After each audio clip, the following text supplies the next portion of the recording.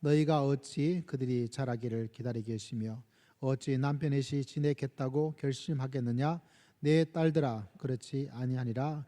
여호와의 손이 나를 치었으므로 나는 너희로 말미암아 더욱 마음이 아프도다 하며 그들이 소리를 높여 다시 울더니 오르바는 그의 시어머니에게 룻은 그를 붙쫓았더라. 나오미가 또 이르되 보라, 내 동서는 그의 백성과 그의 신들에게로 돌아가라니 너도 너희 동서를 따라 돌아가라 하니 룻이 이르되 내게 어머니를 떠나며 어머니를 따르지 말고 돌아가라. 강건하지 마옵소서. 어머니께서 가시는 곳에 나도 가고 어머니께서 머무시는 곳에서 나도 머물겠나이다. 어머니의 백성이 나의 백성이 되고 어머니의 하나님이 나의 하나님이 되시리니 어머니께서 죽으시는 곳에서 나도 죽어 거기 묻힐 것이라. 만일 내가 죽는 일 위해 어머니를 떠나면 여호와께서 내게 벌을 내리시고 더 내리시기를 원하나이다 하는지라. 나오미가 룻이 자기와 함께 가기로 굳게 결실함을 보고 그에게 말하기를 그치니라. 아멘. 아마 저희가 살면서 텔레비전 광고 중에 몇 가지 문장이 기억이 납니다. 부자 되세요. 이것도 참 기억에 남는 그런 광고의 문구였고, 또 그제는 순간의 선택이 10년을 좌우한다. 이것도 굉장히 지금도 많이 사용되고 있는 그런 광고 문구가 됩니다.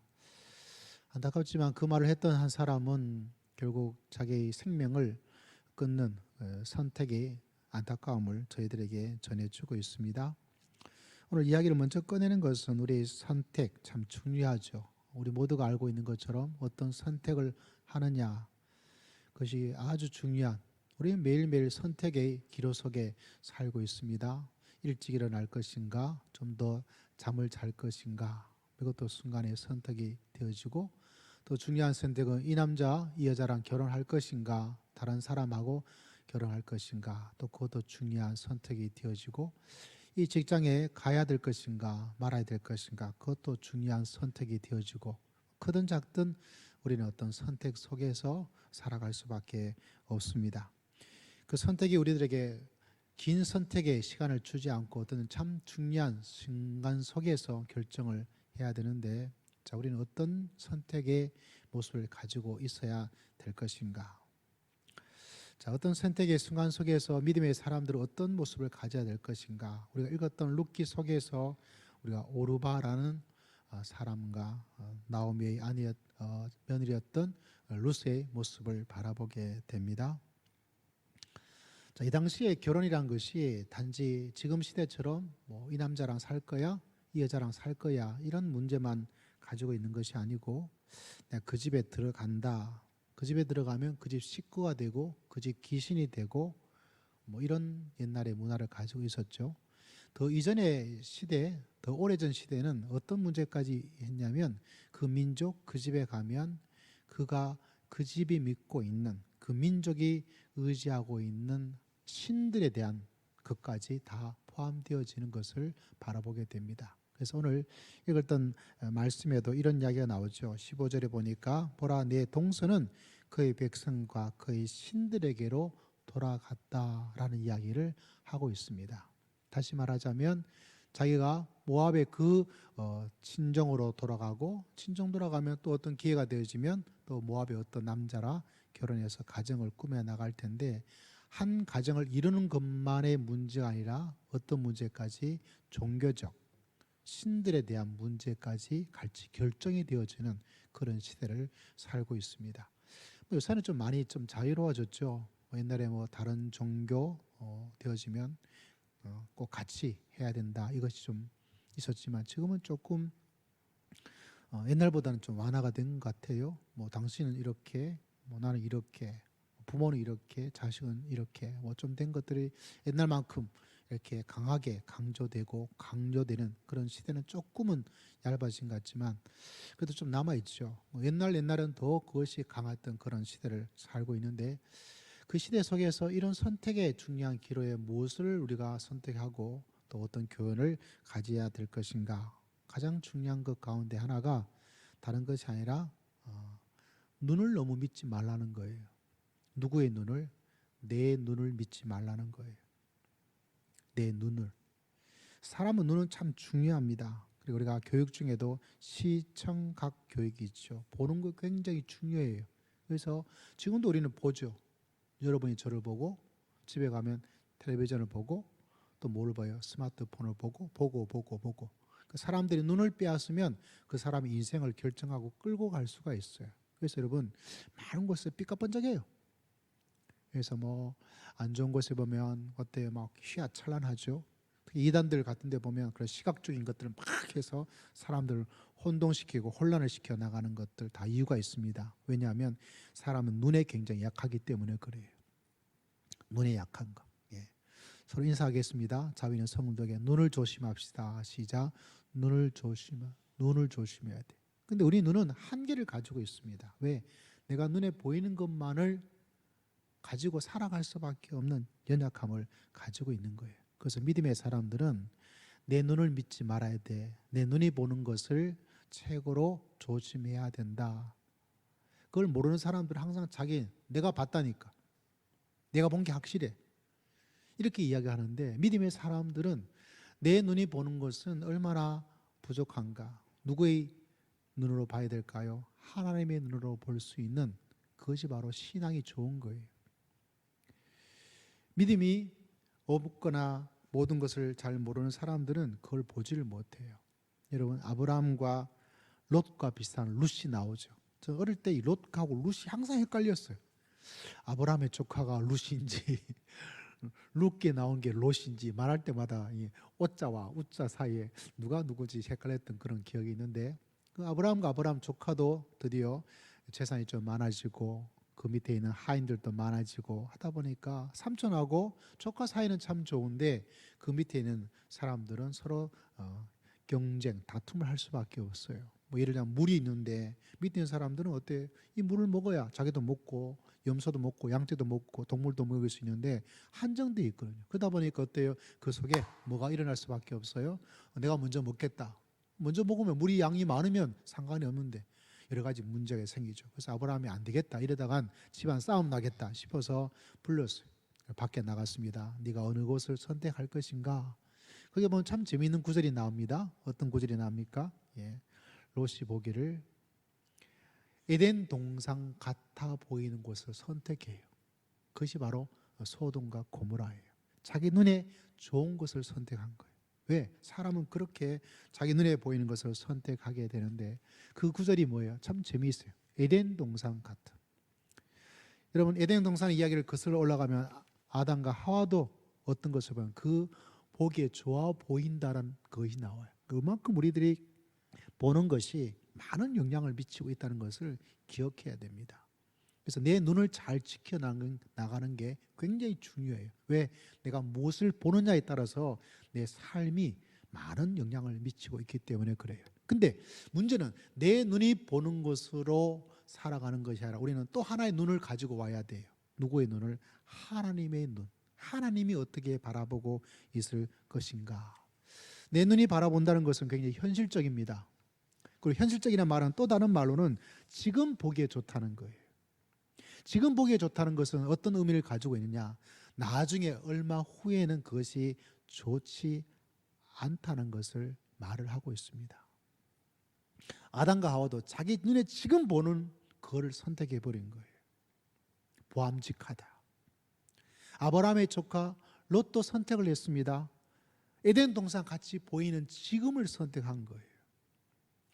오늘 읽었던 말씀 가운데 룻가다의 오르반은 어떻게 하고 있습니까? 오르반은 자기 눈에 보이는 그 모압의 집을 선택한 거예요. 굉장히 현실적이죠. 현실적이라는 말은 지금을 이야기해요. 현실적으로 참 좋고 지금이 좋다.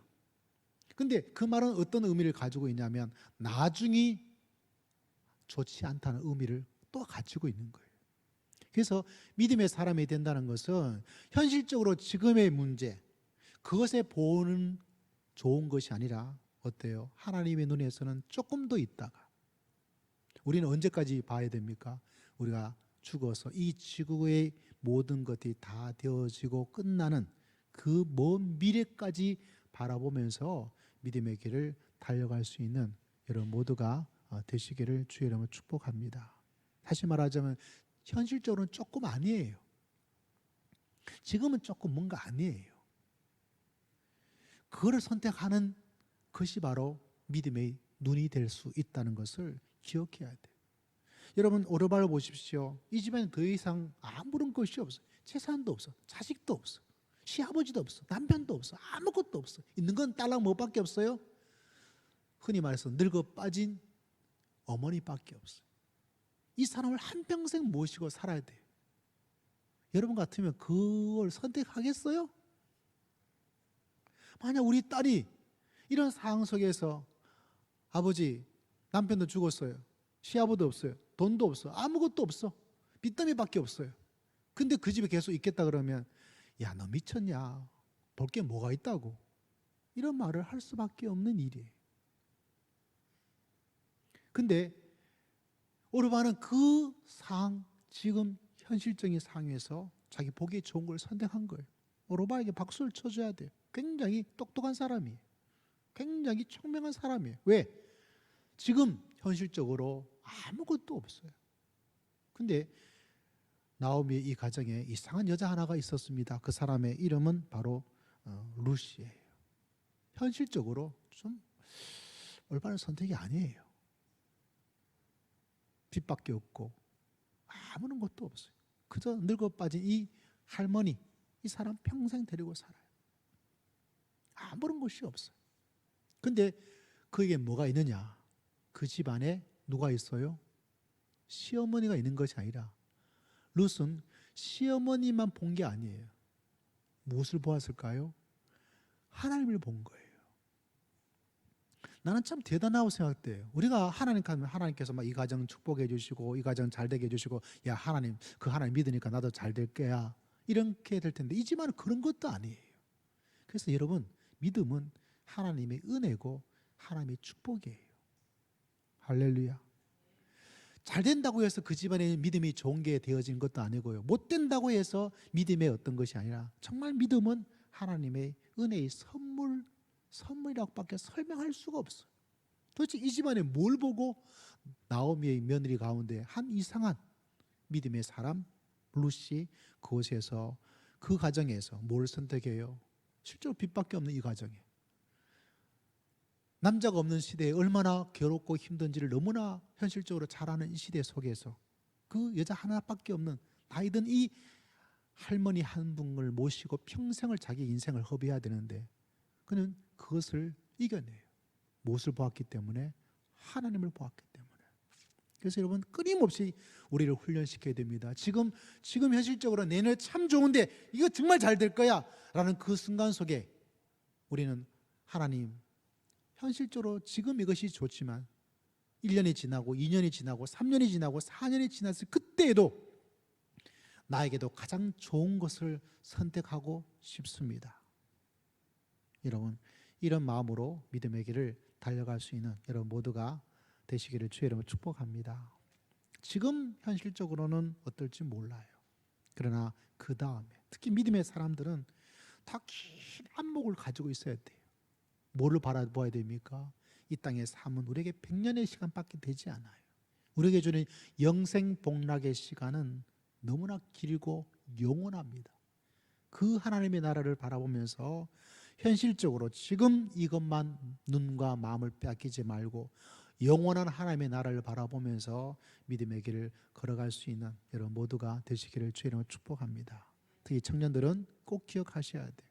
현실적으로 지금의 문제에 눈을 두지 말고 시대가 변하고 또 시대가 변했을 때 그때에 하나님께서 역사하시고 하나님의 축복해 주실 그 장소, 그 시간, 그 사명, 그 일들을 늘 마음속에 기억하고 믿음의 길을 달려갈 수 있는 여러분 모두가 되시기를 주의 이름으로 축복합니다. 그러기 위해서는 어떻게 될까요? 내 눈을 믿지를 않아야 돼요.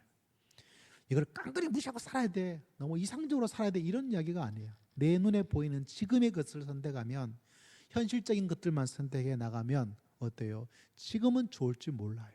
지금은 바른 선택일지 몰라요. 근데 오늘 읽었던 말씀 보니까 룻은 지금은 현실적으로 뭔가 안 맞은 같았지만 하나님을 선택했기 때문에 그의 미래가 다윗 왕가를 이루는데 가장 중요한 역할을 한 놀라운 하나님의 역사가 그 가운데 일어나고 있다는 것을 기억하셔야 됩니다. 그 사실을 늘 기억하고 여러분 믿음의 길을 주님과 더불어 달려갈 수 있는 여러분 모두가 되시기를 주의 이름으로 축복합니다. 자, 2장에서는 어떤 사람이 나오고 있습니까? 나오미의 남편 엘리멜렉의 친족으로 유력한 자가 있으니 보아스라는 사람을 만나게 됩니다. 보아스는 굉장히 훌륭한 가장이요 기업가라고 볼 수가 있습니다.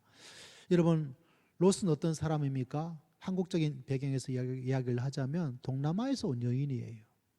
피부도 끔적적하고 키도 작고 뭐 미스 코리아 그 나라 미스 태국, 미스 필리핀 정도가 안 되었으니까 그렇게 뭐 지금의 관점에서 예쁘지 않고 그냥 그랬을 거예요. 모압이란 그 나라에서 살았던 한 여인을 보니까 이방인이에요. 뭐 이스라엘 관점에서는 인종이 다르니까 우리가 딱 보면 알잖아요. 이 사람이 일본 사람인지 이 사람이 중국 사람인지 보면 대충은 알아요. 참 이상하죠. 잘 구별돼요. 물론 외국 사람들은 서양의 사람들은 잘 구별을 못하지만 우리는 기가 막히게 알아요. 아마 이스라엘 민족도 이 여인이 왔을 때 이 사람이 이방인인 것을 알고 있었을 거예요. 말도 잘 못했을 거예요. 지금 동남아에서 온 여러 여인들이 농장에서 일을 하고 있고 또 농촌에서 일을 하고 있는데 뭐 모두가 그런 건 아니지만 나쁜 농장 되는 사람들이 월급에 대한 부분들, 떼먹는 것들, 또 그 여인을 성추행하는 부분들, 또 어떤 그런 것들이 많이 나오고 있죠. 아마 이런 위험 속에 있는 여인이 누구냐? 바로 룻이에요.